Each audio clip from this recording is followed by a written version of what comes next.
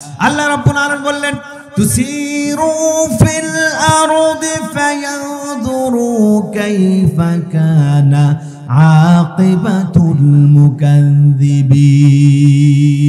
হে রাসূল, তুসিরু ফিল আরদ, আপনি জমিনে ভ্রমণ করেন, ফায়ানজুরু কাইফা কানা, আর আপনি লক্ষ্য করে দেখেন আকিবাতুল মুকাজ্জিবিন, যারা মিথ্যাবাদী ছিল, যারা খোদাদ্রোহী ছিল, কোরআনের বিরোধী ছিল, ওহীর বিরোধী ছিল, তাদের কি অবস্থা করেছি আপনি এগুলো দেখেন, আপনি এগুলো দেখেন।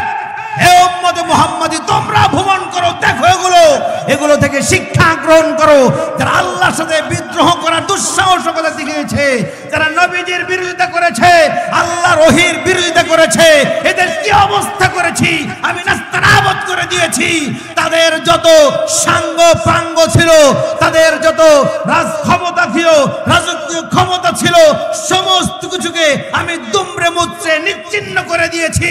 সুতরাং যারা এই দুঃসাহস দেখাবে, আল্লাহর বিরোধিতা করার দুঃসাহস দেখাবে, তোমরাও এই পৃথিবীর বুকে মাথা উঁচু করে দাঁড়াতে পারবে না।